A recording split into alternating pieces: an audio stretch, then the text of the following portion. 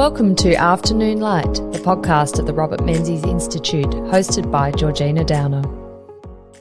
Sectarianism might seem an anachronism to the current generation in Australia, but it wasn't that long ago that Australian society was firmly divided between Protestants and Catholics. Even Robert Menzies felt the impact of his own family's sectarianism when, as a Victorian state MP in 1928, he attended the opening of a local Catholic school with Catholic Archbishop Daniel Mannix, only to be bitterly scolded by his parents for sharing the stage with the Catholic leader.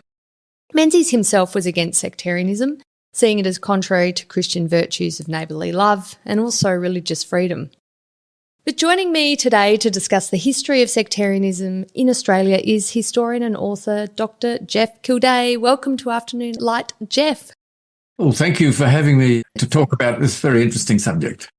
Oh, it is. It is a fantastic subject. And you've written quite a few books in between being a barrister for most of your career. You've written quite a few books on this issue and this particular period in Australian history, the sort of early 20th century, where it was as sharply felt, the issue of sectarianism. But it's been a real passion of your life, hasn't it? A bit of a labour of love. Yes, it has. And in fact, it was the subject of my PhD thesis. And since then, I've just continued to expand my inquiry into the area. And yeah, it's taken me in various directions. And here I am about 24 years after that PhD, still working on it. Oh, it's fantastic. Well, that's because you're obviously genuinely interested and passionate about it. But Irish Australians or Australians of Irish heritage, these days our migrant population is so diverse and probably wouldn't even know, particularly if someone was Irish heritage these days. They're so a part of who we are as an Australian people and nation. But tell me about the Irish in Australia in the 19th and that early 20th century. Why were they so distinct that they deserved doing a PhD on them? Well, I think the first thing we need to be clear about is that oftentimes when we talk about the Irish in this period, we're talking about Catholic Irish. You know, we should remember that the Irish, both Catholic and Protestant, were part of the founding people of the colony from 1788 onwards. Through the 19th century, about 25% of immigrants came from Ireland, and of those, about 85% were Catholic. So there's still 15% of the Irish who came to Australia in the 19th century were Protestant, and we shouldn't ignore that distinction. But where the Catholic Irish became distinct is that there was the religious difference. Since the Reformation, Britain had become Protestant. The Irish had remained Catholic, and to a large and overwhelming extent. And there was also sort of an ethnic difference as well, even between the Catholic Irish and the Protestant Irish, in the sense that many of the Protestant Irish who came to Australia were Anglo-Irish, who had British heritage. So the Catholic Irish, if we can just talk about them largely, and they stood out largely because of their religion, but also because of what was perceived as ethnic differences. For instance, in the early part of the 19th century, a lot of the Irish convicts who came spoke Irish and not English. So there was even a language difference. Then looked at from the other side, there were often English stereotypes of the Irish as drunken, rebellious, lazy. Cartoons of the 19th century often depicted the Irish as monkey-like people. Reverend Samuel Marsden, the flogging parson, regarded the Irish as, quote, the most wild, ignorant and savage race that were ever favoured with the light of salvation. Wow. Yeah. And these were prejudices coming from Britain, no doubt. Yeah, that's right. Yeah. And, you know, it's a universal concept amongst humans that we look down on others. You know, the Germans look down on the French, or the French look down on the Germans. And so the British looked down on the Irish. And because the British were the dominant force in the population, a lot of these stereotypes just were perpetuated. And Jeff, this 25% of migrants to Australia in this period, were they coming as convicts or as free settlers, the Irish? What was the nature of their arrival to the colonies in Australia? Well, they came as both. There were Irish in the First Fleet, and so large numbers of Irish did come as convicts, and a group of them did come as political prisoners following the rising in 1798 in Ireland. Many Irish convicts who had been imprisoned as a result of that uprising were sent to Australia, and so there was a large number of Irish political prisoners who were transported. But as the century wore on and schemes for assisted immigration took hold, the colonies were seeking to attract immigrants to help build up the colonies. And so you have bounty schemes and assisted immigration schemes. And the Irish were disproportionately part of those assisted immigration schemes. And that's where you get the big explosion of the Irish coming to Australia under these assisted immigration programs. So these were free settlers, but assisted by government subsidies. And many, of course, came off their own bat and so forth. But that's how the Irish did come. And that reflected the poor conditions for them in Ireland. Presumably they saw Australia as this, well, being advertised as the working man's paradise and a place where you could have a better life. Yeah, eat right. A lot of meat. I think they were saying, if you come to the colonies in Australia, you can eat meat 3 times a day, lamb chops for breakfast, lunch and dinner. Well, of course, you had, before the famine, which was in 1846 to 51 approximately, you still had large numbers seeking to come to Australia because before the famine, Ireland had a population of about 8 million. It still doesn't have 8 million. That's how devastating the famine was. It basically halved the Irish population through the course of the 19th century, both with those who died as a result of the famine and those who emigrated as a result of the famine. Before the famine, numbers coming to seek a better life from a crowded Ireland, because if you're one of 10 children hoping to get a share of the farm which your parents have, which may be, say, 5 acres, and to Australians, of course, that sounds bizarre. It's just a big garden. Yeah, that's right. What do you do? So a lot of the Irish who came before the famine came seeking that better life. And of course, those who came after the famine had a greater reason to do so. But bear in mind, Australia didn't accept large numbers coming from the famine because those who were devastated by the famine mostly went to Britain or North America because it was cheaper and easier. To come to Australia took longer and therefore you had to have more resources to get here. But even so, the famine brought a lot of the Irish also. But we also had the gold discoveries. So a lot of Irish came, and an Irishman like Peter Lawler, who led the Eureka Stockade Rebellion. So that fits the stereotype, I suppose, of the rebellious Irish. Yes. But, so the Irish came in large numbers for various reasons, but largely to make a better life. And of course, you had oodles of land out here, and the 5 acres for the 10 kids turns into 5,000 acres for 1 or 2 people. So it's a big attraction. But the Irish here coming to Australia, they lived a bit differently, didn't they, from their brothers and sisters who went to, say, the United States, where there was more Irish ghettos and very kind of distinct communities that were separate from the rest of the, say, American society. In Australia, they did try and be part of the community a bit more, but still had elements of the way they lived, not least their religion, that made them quite separate. And, of course, that ends up breeding a bit of mistrust, doesn't it? Yeah, that's right. It's true that the Irish did not form ghettos in Australia, though they did settle in various parts of the cities, in Sydney and Melbourne. Even today, there are suburbs that you can identify as the suburbs that where the Irish did settle. And by their street names and things like that, is it? That's right. And in the city suburbs that are so nice to wander around, they're often where the Irish settled. And say in New South Wales, there's a band that stretches to the southwest of Sydney, where the Irish were in large proportions. But what you've got is a situation where, say, 25% is the average of the Irish coming as immigrants. There would be some areas where the population of Irish might get up to, say, 33, 35%. But it never got to the stage where you'd have these just blocks of Irish in ghettos. Yes, there was a much greater opportunity for mixing with non-Irish. So the British and Protestants and Irish Catholics would coexist together.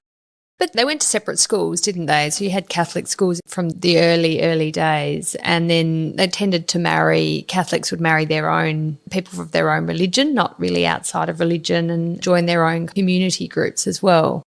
Yes, that's right.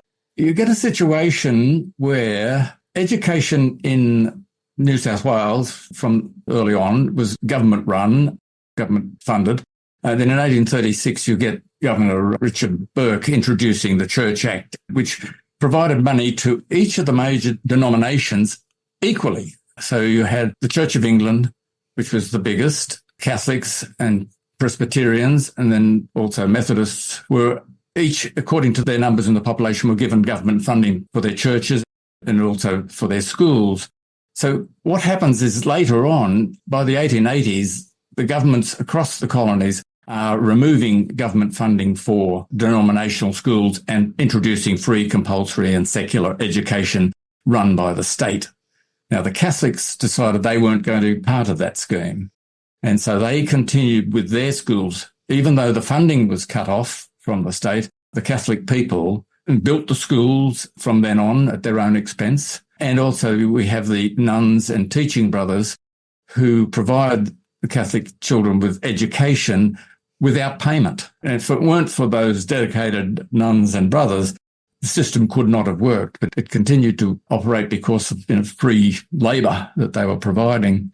That breaks down or starts to break down as the Catholics can no longer afford it, and hence we get in the 1960s the move back towards state aid. For that 80 years, the Catholics were supplying their own schools, and this was seen by Protestants as sort of the Catholics being exclusive, cutting themselves off from the community, teaching their crazy religion and being disloyal. Catholics were perceived as disloyal because going back to the Reformation, the gunpowder plot when the Catholic Guy Fawkes tried to blow up Parliament and the Protestant king, Castle Hill Rebellion, the Irish rebelled here. So there's this sense of both exclusiveness and exclusion. Catholics were exclusive and excluded. Yeah, so that sense that the Catholics rejected mainstream Australian society or sort of colonial New South Wales, Victorian society, for example. That was the Protestant That was how the Protestants perceived. By sending children to these Catholic-run schools. Jeff, tell me about sectarianism, though, itself. It's as old as the colonies, isn't it, in terms from the late 18th century. How does it develop? And what we're really going to focus on is the early 20th century in our discussion today, but how is it developing? Is it linked to the schools or linked to these kind of tropes around the Irish Catholics being kind of lazy and up to no good, mischievous? Yeah, I think you've got both the perceptions of the British Protestants of the Irish Catholics as being inferior, cutting themselves off from the rest of the community. But you've also got to understand that sectarianism was a two-way street. It's not only sort of Protestants beating up on the Catholics. The Catholics had their own reaction to it. It's sort of asymmetrical. And it's often the case when a majority looks down on a minority, the way the majority treats the minority causes a reaction by the minority against the majority, but they are sort of different. So what you get up is quite a degree of violence in some ways.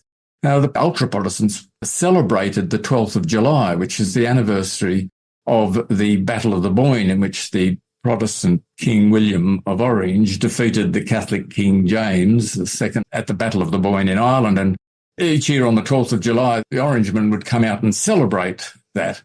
Well, oftentimes the Catholics would schedule a hurling match on the 12th of July at a park near to where the Orangemen were going to be celebrating. And of course, you've got these Irishmen with their hurley sticks would often then try to break up the meeting of the Orangemen. And so there was often this violence. And in 1846 in Melbourne, shots were fired. And there's a whole series during the 19th century of these sort of events where Irish Catholics beat up on the Protestants. So it's a two-way street. As I say, it's asymmetrical. The way people reacted to each other just depended on their relative power positions. It was endemic in Australia during the 19th century and early 20th century. Mostly it simmered just below the surface and every now and again boiled over with those events such as the 12th of July or St. Patrick's Day or whatever. But again, we can't over-exaggerate it because there were many situations, particularly in country towns, where Protestants and Catholics helped each other. They would help build each other's churches.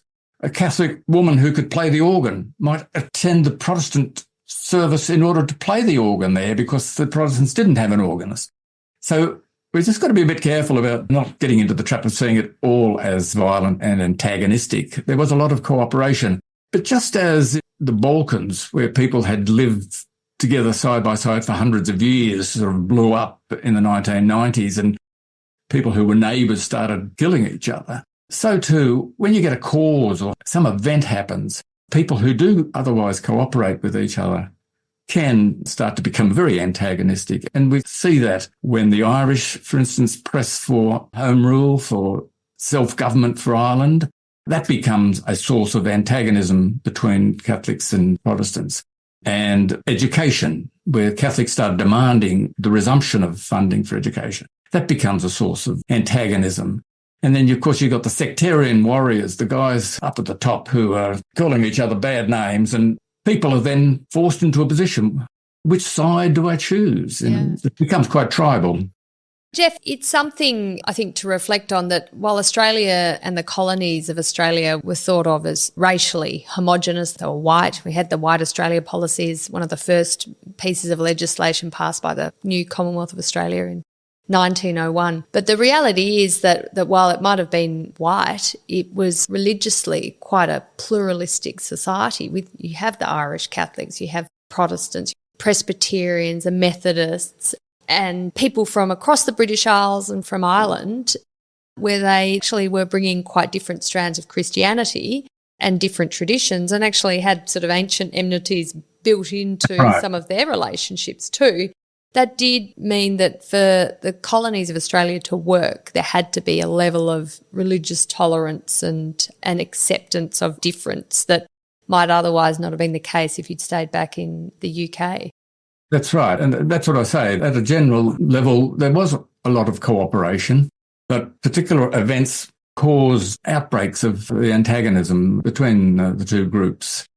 Jeff, tell me about Irish Australian supporters of Home Rule, particularly in that 19th century period. Why does it become something that they really care about when actually they're living in the colony of New South Wales in Victoria? It doesn't really personally affect them, and it's not like they're toing and froing between the two countries. I mean, let's be honest, you weren't jumping on that ship back to Ireland anytime soon unless you had huge means. Yeah, I think that your premise is not quite accurate.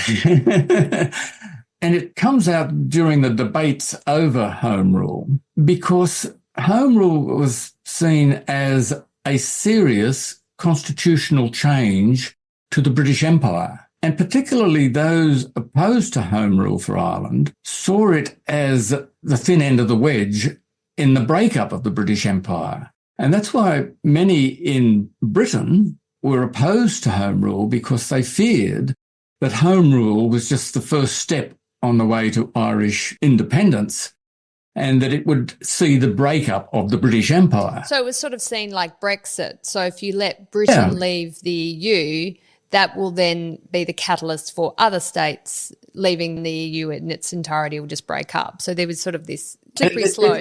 That's right. It's the start of the breakup. And so many British Protestants saw it as essential to put the lid on this. The Irish in Australia and the Irish in Ireland were saying, well, hang on, this is just domestic home rule, something similar to what, say, Scotland has now. And we don't want to break up the British Empire. We just want to be able to have a parliament that will deal with our domestic issues. We're happy for the empire to continue with foreign affairs and defence and major issues, but we just want to govern ourselves. But many of those opposed to home rule weren't convinced by that, because they thought, well, you might say that, but you're not going to be satisfied with just domestic home rule. You're going to want to take the next step.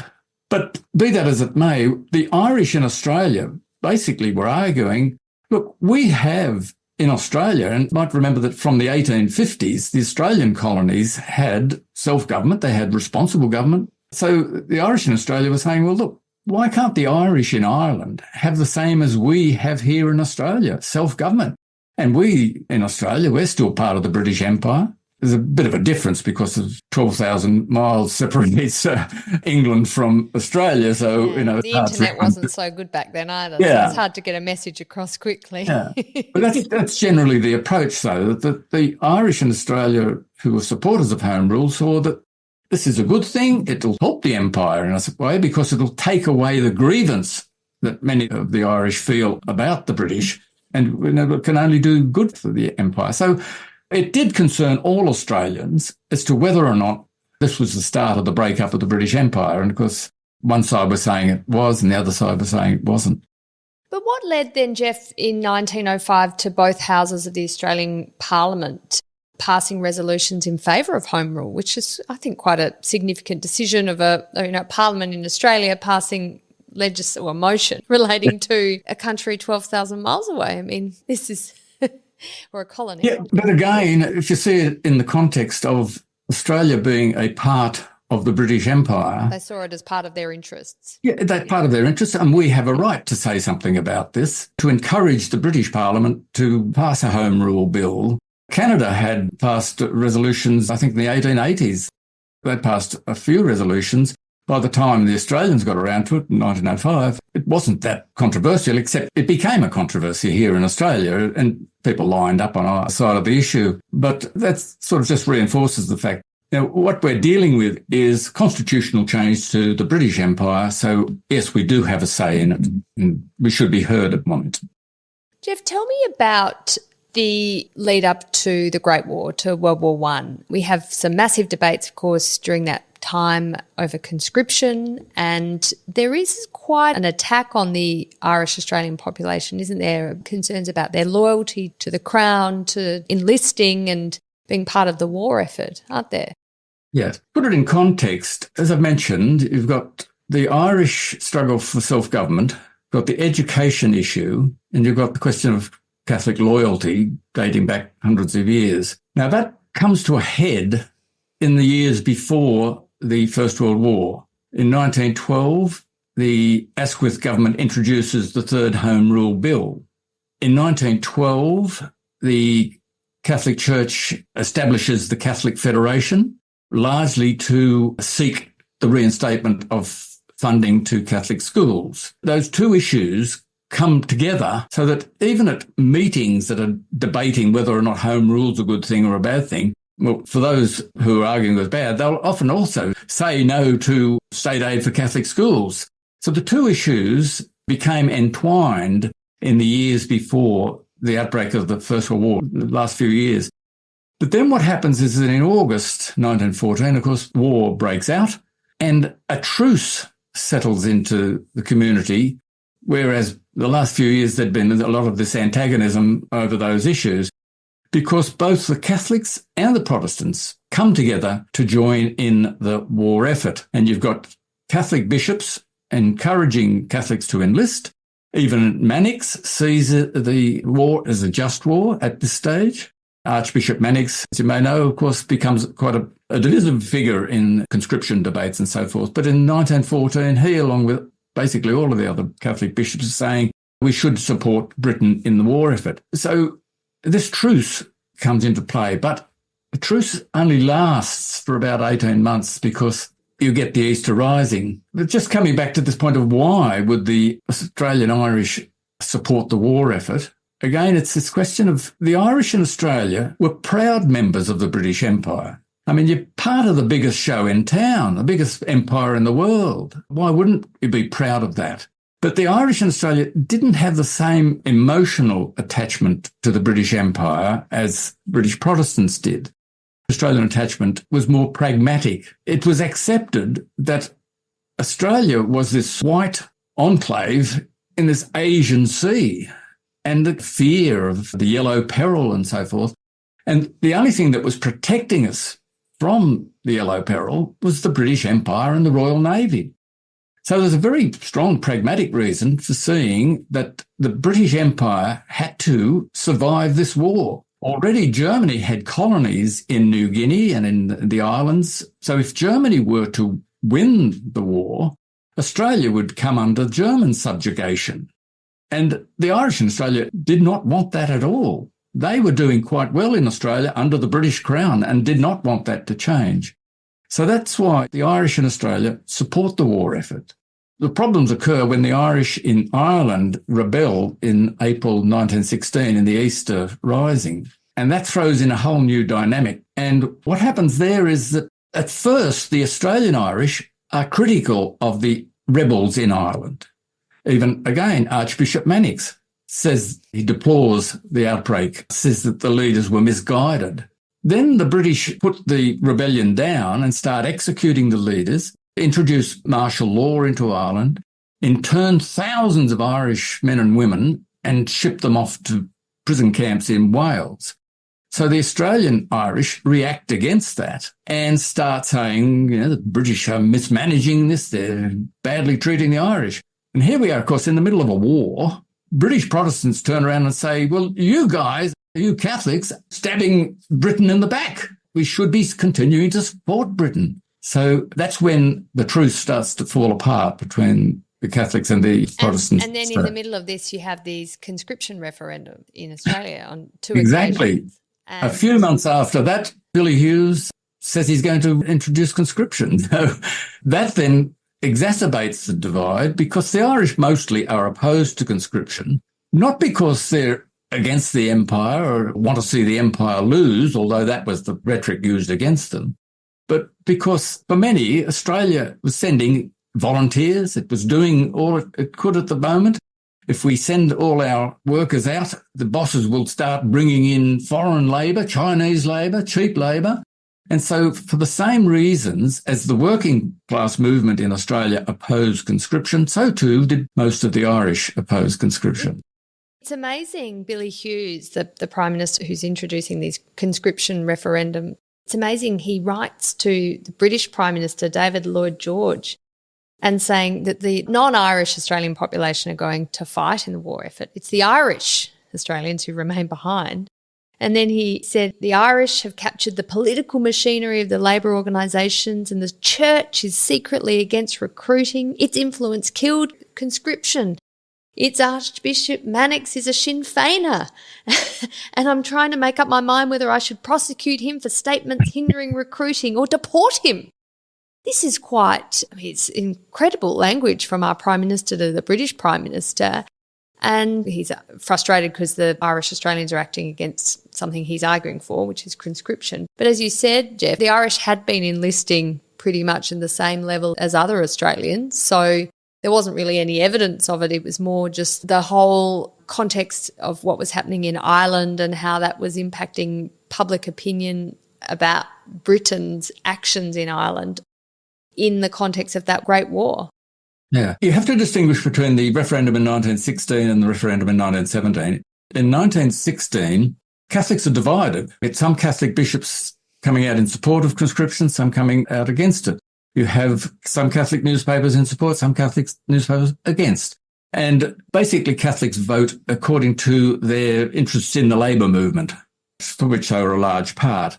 But 1917 is quite different because between 1916, with the result of the referendum failing, Billy Hughes and many of his supporters start blaming the Irish Catholics, and this whole disloyalty factor comes in again, notwithstanding the fact that they are joining up in proportion to their numbers in the population. And so through 1917, this bickering gets worse and worse. And in 1917, the Catholic bishops say to Hughes, look, we want you to exempt seminarians and teaching brothers. And Billy Hughes says, yes, okay, we'll do that. But the Catholic bishops are a bit wary and they say, well, look, pass the regulation now and then that'll make us a bit happier about this.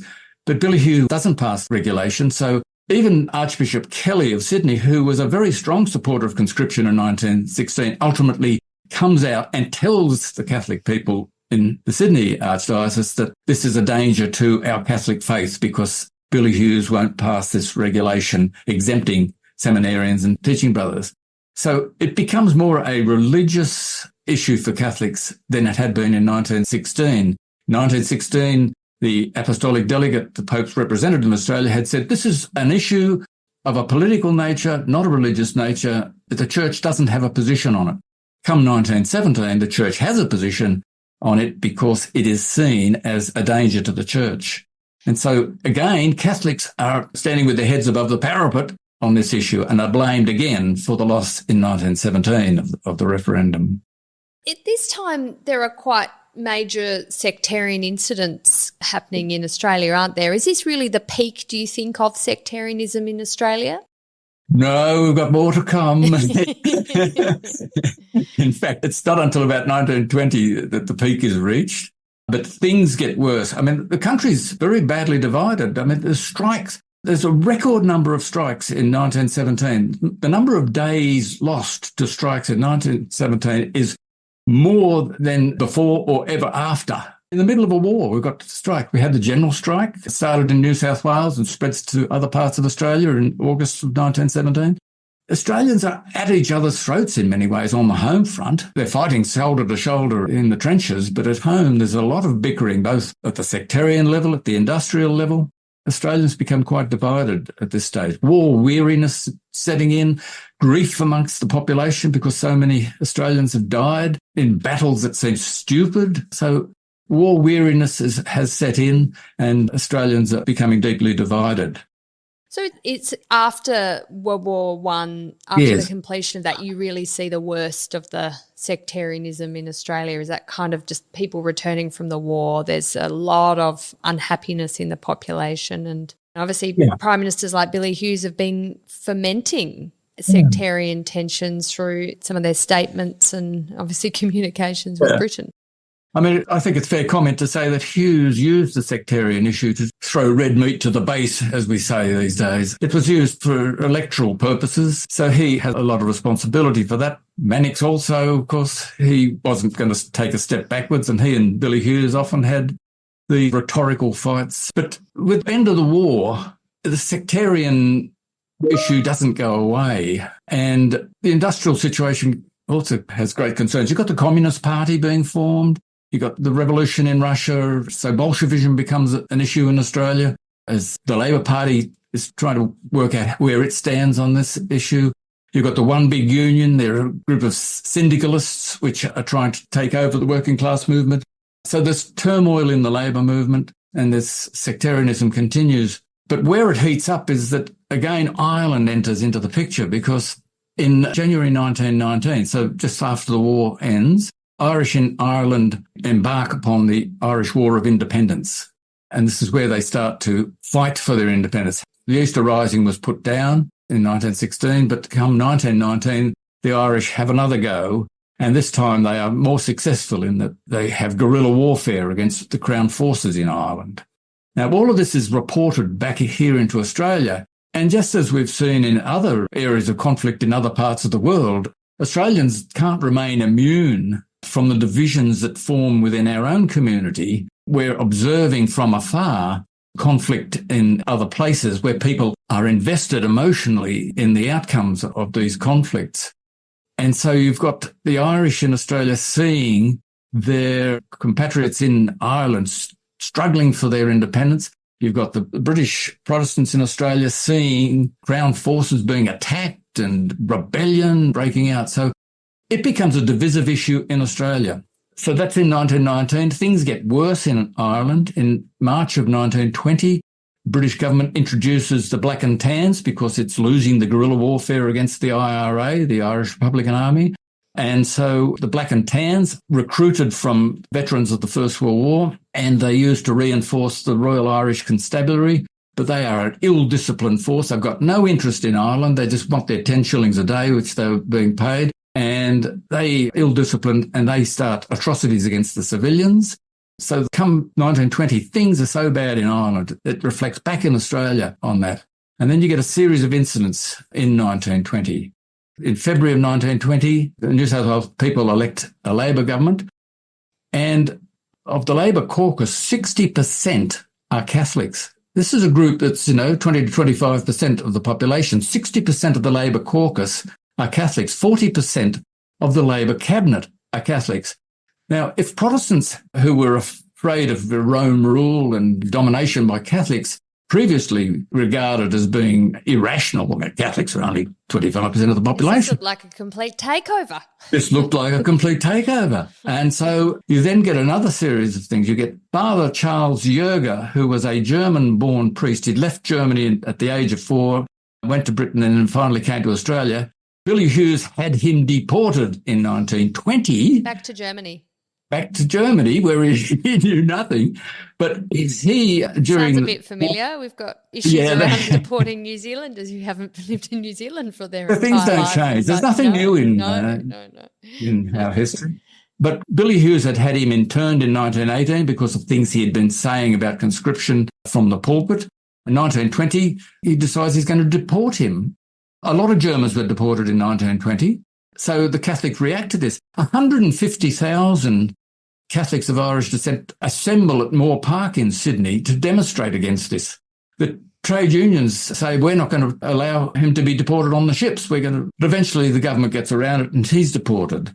You get then in August of 1920, Archbishop Mannix goes on a visit to Rome where he's got to report to the Pope, but he wants to stop off in Ireland. But the British government says, no, you can't, because you're just a rebel-rouser and you're going to make things worse in Ireland. So he's arrested on the high seas by the Royal Navy and interned and sent to England. Again, Catholics here react. In November of 1920, Hugh Mahon, the Labor member for the seat of Kalgoorlie, is expelled from the federal parliament because of his criticism of British rule in Ireland. And when I say expelled, he's not sent out for the day like they tend to do.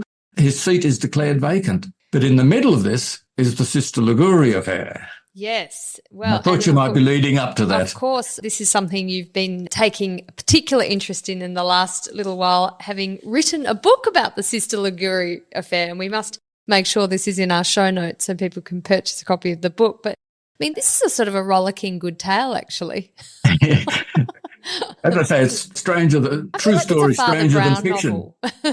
Yeah, but you couldn't write it as a novel because nobody would think it was No. So tell us believable. about Sister Liguri. Okay, so I've given you the outline of 1920, this fabulous year. New South Wales Attorney General Eddie Tiernan once declared 1920, he reported to Archbishop Kildea, he said, it's been a hurricane of sectarian strife. And Sister Liguri figures prominently in it. Now, Sister Liguri is an Irish-born nun, born in 1890. She came to Australia in the early part of the 20th century as a nun, and she went to Wagga Wagga, and there she was served her novitiate and eventually became a nun in Wagga Wagga. She went teaching in a couple of the towns near Wagga Wagga, but then she got a bad report from her inspector who recommended she be relieved of teaching duties. So she was then given domestic duties, and this caused her great upset that she'd been demoted in this way. And she was not well, both physically and mentally, and rooted. Now, in July of 1920, Wagga Wagga is in southwestern New South Wales in the Riverina, and it's very cold in winter. And in July 1920, she decides to leave her convent. She does so fearing that her mother superior is about to murder her. Now, she then flees to the house of a Protestant family who are connected with the Orange Order, and she places herself under the protection of the Orange Order. It's almost seeking refugee status. Yeah. And her bishop, who is very concerned for her welfare and thinks that she is mentally unhinged, has her arrested under the Lunacy Act. The Lunacy Court decides that she is sane and releases her, and she goes and lives with her new Protestant friends. And she turns around and, with the assistance of the Orange Order, sues the bishop in the Supreme Court of New South Wales for damages for having had her arrested. And she loses the case, and the Catholics celebrate. 10,000 Catholics turn up at the Sydney Town Hall and have this great celebration. And in the meantime, her brother had come from Hong Kong. Her brother, who was also Irish, was working in Hong Kong. He'd come to Australia to try to persuade her to go back to Ireland with him. But she kept saying, no, she wanted to stay with her Protestant friends. But her brother wouldn't accept that. He thought she was being gaslighted by them and that she didn't know her own mind. So he decided to have her kidnapped. And he kidnapped her off the streets of Cogra, a suburb of Sydney, and took her to a house away from her Protestant friends, tried to persuade her to go home to Ireland with him. But she said no, she wanted to stay. By a little bit of trickery, she persuaded him to allow her to go into town to do a bit of shopping. And when she was in town, she was spotted by one of the Orange Order people who informed the police. So too Burley tapped her escort on the shoulder and said, okay, we want you to come to the police station. Now, you would think that police would prosecute people, but very cleverly what happened is Inspector Bannon summoned a conciliation conference where all the parties came together, and he asked Sister Liguri, or her name was Bridget Partridge, who do you want to go with, your brother or your Protestant friends? And she said, my Protestant friends. And that finally convinced Joseph, her brother, of what she wanted to do. So Joseph decided he'd go back to Ireland by himself, which he did. But this had become a great political issue because the Protestants in the Parliament were demanding a royal commission into convents. The Catholics in the Parliament were saying, keep your hands off our convents. Paddy Moynihan, MLA, said, if you keep on this way, there will be a bust up here worse than in Flanders. One of the Catholic MPs had to be restrained from trying to punch the lights out of one of the Protestant MPs. So it was a very divisive political issue. When Joseph was allowed to leave Australia without charge, the opposition moved a censure motion against the government for having let him escape justice. So it's a mad era, this 1920. Sister Liguri is just one of the examples of this. Fortunately, it comes to an end after this. Things start to peter out after 1920-21, partly because in 1922, the Labor government is defeated in New South Wales and a very strong Protestant government is introduced, which then tries to pass legislation condemning Catholic marriage laws, which causes another furore. But it makes the Catholics realise that they are a minority and they have just got to accept things like state aid for Catholic schools. It's just not going to happen. Well, not yet. Not yet. Not yet. It'll take Bob Menzies to do something about that. Yeah. But basically, as a result of exhaustion in many ways, they've been at it for most of the 1900s at a very intense level, in the war, the sectarian incidents of 1920 and so forth. So gradually the Catholics start to back off on their issues. Ireland is resolved because we have the treaty in Ireland at the end of 1921, which is then accepted, and the Irish Free State is formed in 1922. So far as the Irish in Australia are concerned, that settles the issue. Doesn't settle it for the Irish who go have a civil war over it. But the Catholics, Irish in Australia say, you've now got what we have in Australia, so that should make you happy. There's less investment in that conflict than on a sort of domestic level in Australia. And the Catholics back off on education. Question of loyalty no longer exists because the war's over. So those three issues, which had been the thing that had kept the antagonism going, are removed. And you'd argue, would you, that the tone of the leadership in the States but also in Australia has quite an impact? So by the time we're getting to World War II, for example, I mean, you have a leader like Robert Menzies who is opposed to sectarianism, so he would have made a deliberate effort to eschew those types of sentiments, at least coming from him and his government. So you didn't see a resurgence in a World War II context of anything like that? Certainly not. When you contrast World War II with World War I, I mean, it's completely different. I think the fact that the Irish question had been resolved, so far as the Australian Irish were concerned, is a big factor. And again, as I say, the education issue they back off on, so that people can start concentrating on being Australians and not identifying with these events and factors that had otherwise divided them.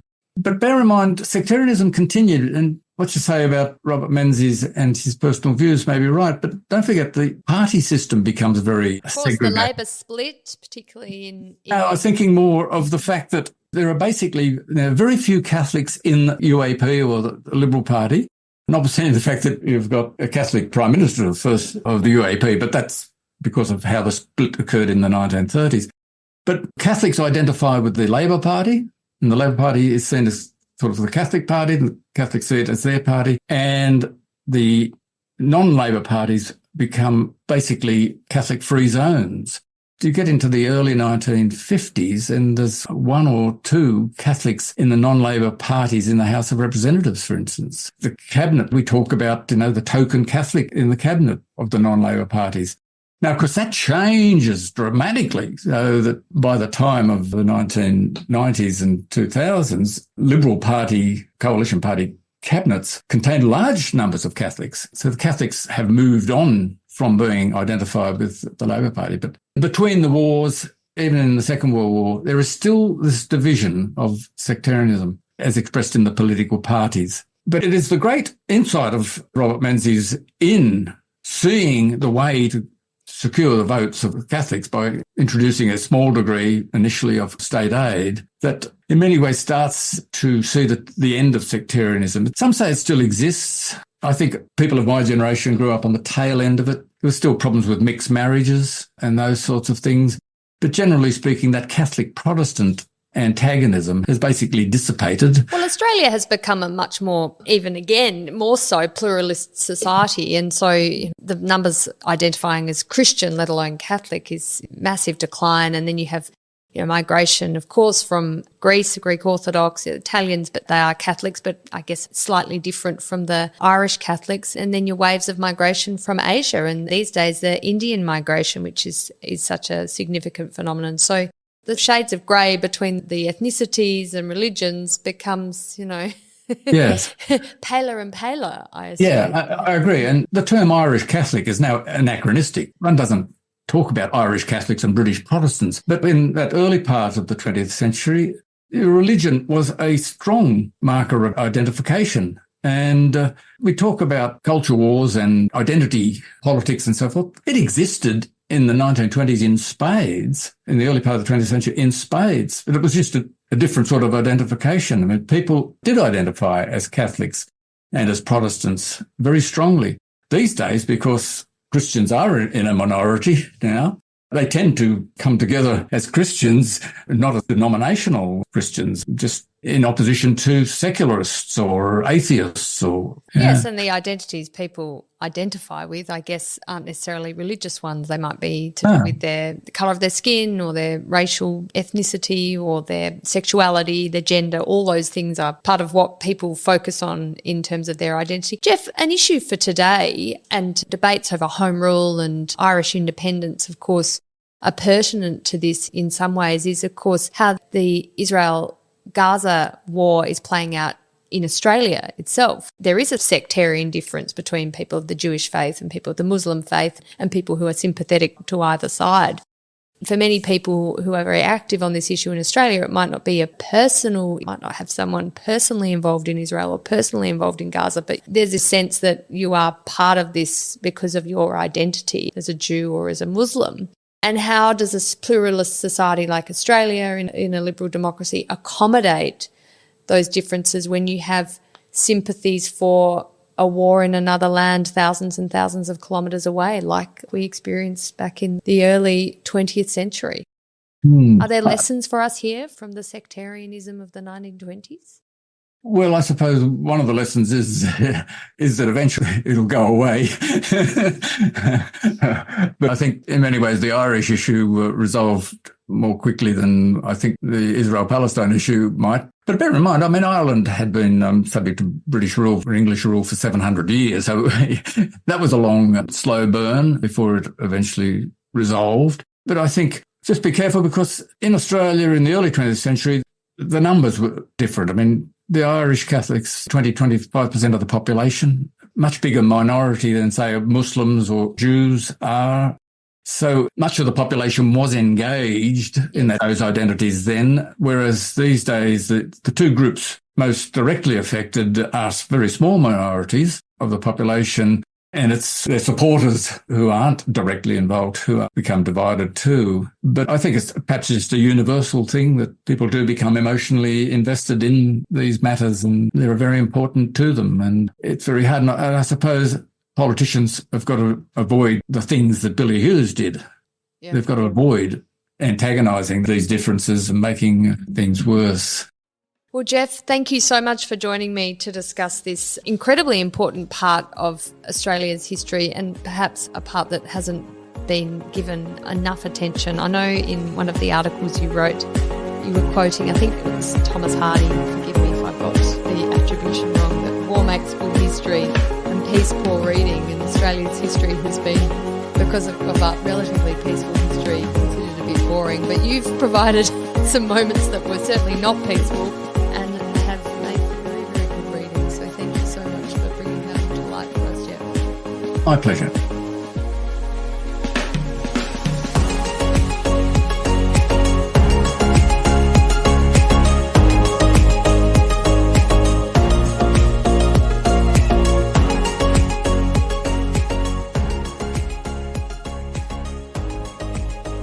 That's it for this week's episode of Afternoon Light, the podcast of the Robert Menzies Institute. Please make sure to subscribe and catch up on our latest online content on our website or on Twitter, LinkedIn or Facebook.